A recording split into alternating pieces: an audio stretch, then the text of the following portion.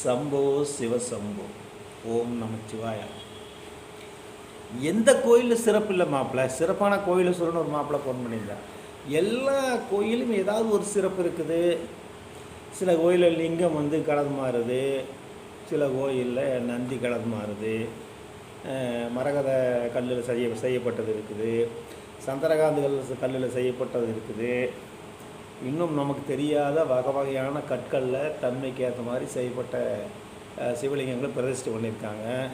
சில கோயிலில் பால் ஊற்றினா பாலாகவே வரும், சில கோயிலில் பால் தயிராக வரும், சில கோயிலில் தேன் ஊற்றினா தேன் மட்டும் காணாமல் போயிடும், சில கோயில் எண்ணெய் மட்டும் காணாமல் போயிடும். தண்ணி ஊற்றினா தண்ணி கீழே வரும், பால் கீழே வரும், தேன் கீழே வராது. சில கோயிலில் எண்ணெய் காப்பு போடுவாங்க, அது கீழே வராது.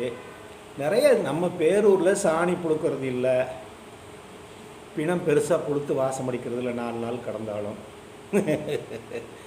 பக்கத்தில் பேரூரில் எல்லா பக்கம் இதில் சிறப்பு இருக்குதுமா. சிறப்பு இல்லாமலாம் ஒன்றும் இல்லை மாப்பிள்ள.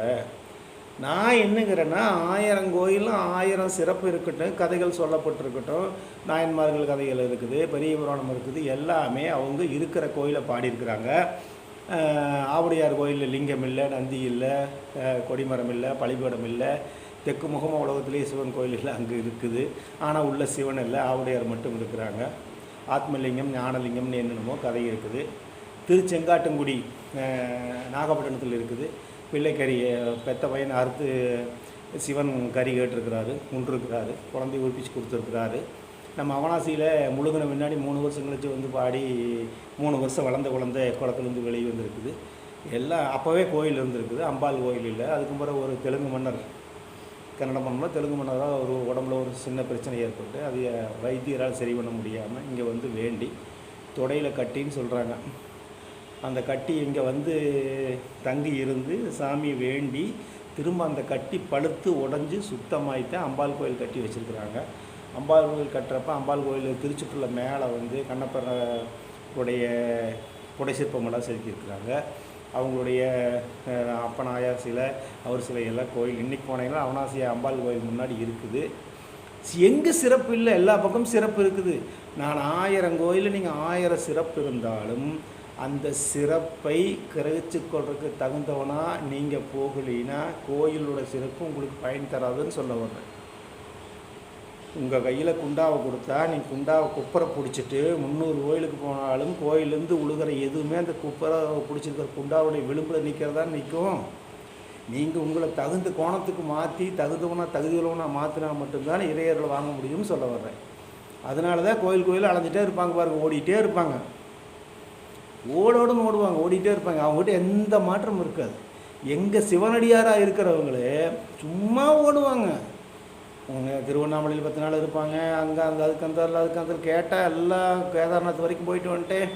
எல்லாம் இன்றைக்கும் சொல்கிறேன், அன்னைக்கும் சொன்னேன். சித்துவலி ஐயர்கள் ஐயன் சொல்லியிருக்கிறாங்க, பழுக்க தகுந்த காய மடியில் கட்டி வைத்தியம் சொல்லி பரதேசம் போக வேண்டியதில்லை. அது செடியில் இருக்கிற குடும்பத்துக்குள்ளேயே இருக்கிற பக்கத்தில் இருக்கிற கோயிலையே ஞானம் அடைஞ்சு அவங்க ஞானவானாக இருந்துருவாங்க. ஞானமடைக்கு வாய்ப்பில்லாத பாவக்காயை மடியில் கட்டிட்டு உலகத்தில் இருக்கிற அத்தனை புனித நதிக்கு போனாலும் கோயிலுக்கு போனாலும் வீட்டில் வந்து அரிஞ்சு சாப்பிட்டிங்கன்னா அது கசப்பு இருக்கும், அதனுடைய பிறப்பு அது வாங்கின வரவு இருக்கும். நீங்களாம் முயற்சி செஞ்சு உங்களை நல்வழிப்படுத்திக்காத வரைக்கும் எந்த கடவுளாலையும் எந்த மந்திரவாதியாலும் எந்த ஜோசியக்காரனாலையும் உங்களுடைய கர்மாவை நீங்கள் வாங்கின வரத்தை உங்களை தவிர யாரும் மாற்ற முடியாது. ஓகே, அர்ச்சனை செய்யறது வேஸ்ட். முருகேஷ் மாமன் நாம ஈஸியாக உடனே இரவு வந்து எனக்கு வரம் கொடுத்துருவானா 1.5 ரூபாய்க்கு 5 ரூபாய்க்கு அரிசி சீட்டு வாங்கிட்டு இவருக்கு ஒரு ஐயருக்கு ஒரு 5 ரூபா கொடுத்தா 10 ரூபா. உடனே அவர் சொல்லுவார், முருகேஷ் மாமன் நாம ஈஸியாக சொன்னால் போதுமா? இறைவன் நாமத்தை நமக்காக அவர் வயிற்று பொழப்புக்காக திரும்ப ஒருக்கா இறைவன் நாமத்தை பாடுறதுக்காக நாம் அந்த அர்ச்சகர்களில் காசு போடுறோம். இதுதான் அர்ச்சனைக்கான முழு விளக்கம். நீங்கள் உங்கள் ராசி போய் பாருங்க, பிச்சைக்காரன் உங்கள் ராசி ஆளுதான் பிச்சைக்காரன் உட்காந்துருப்பான் மாப்பிள்ள. எந்த ராசிக்காரனாலும் அந்த ராசிக்காரன் கோயில் முன்னாடி உட்காந்துருப்பேன். அப்புறம் அவனுக்கு என்ன சொல்லுவீங்க?